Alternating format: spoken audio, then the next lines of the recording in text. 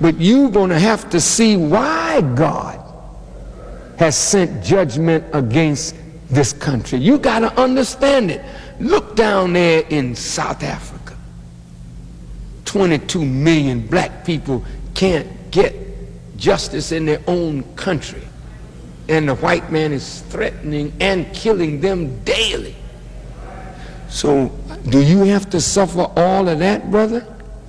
So as I leave you, brothers and sisters, you're going to cry out, "Will, oh, will, come and do your destructive work."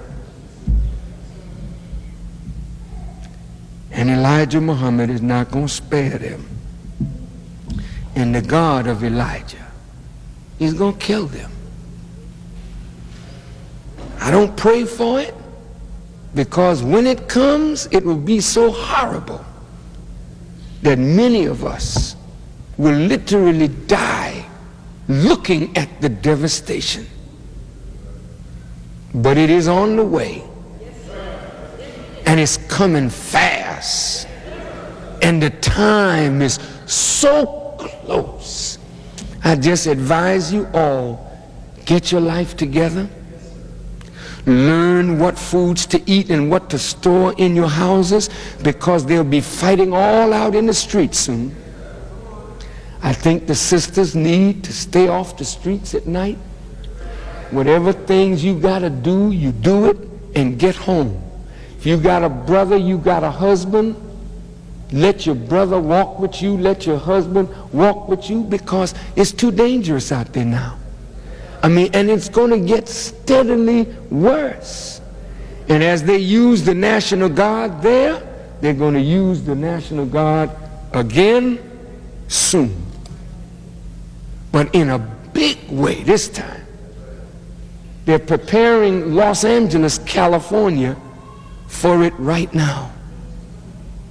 Every time you see them rounding up young brothers, you see them cuffing the brothers in Los Angeles?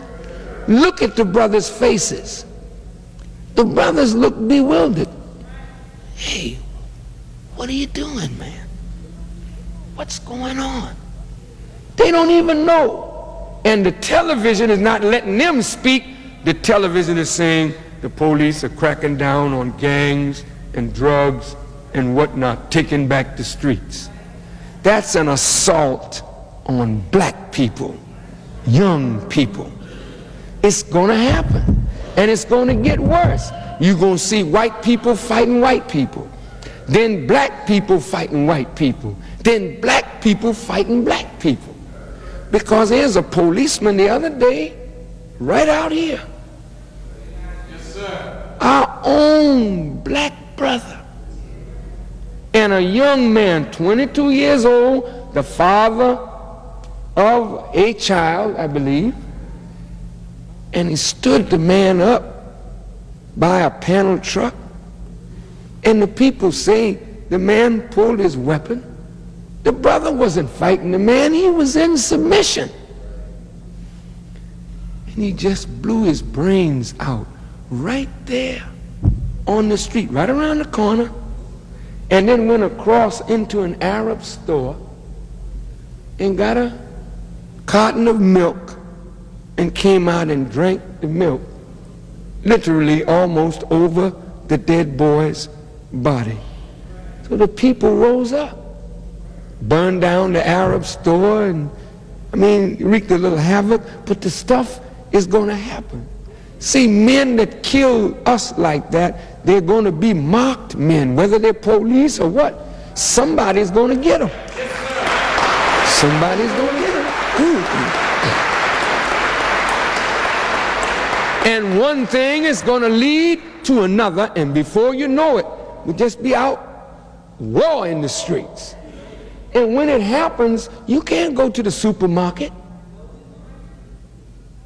How you gonna go out in the street? They're killing all in the street to get bread. Supermarket closed down.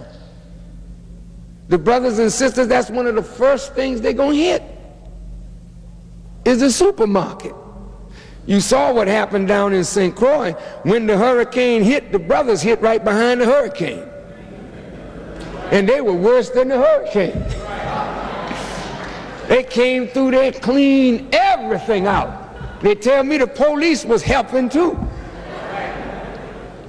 So white folk from Washington had to send 1,000 troops,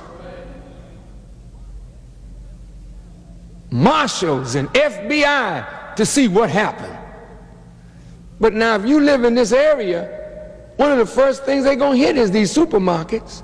If you don't have something in your home that will take you over a 30-day period, you may be wasted just going through the street to try and get some bread.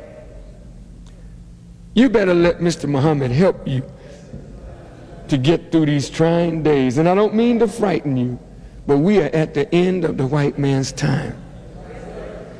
And brothers and sisters, he ain't going out without a fight. But know this, that God already is the winner, and you will be with God and a winner with him.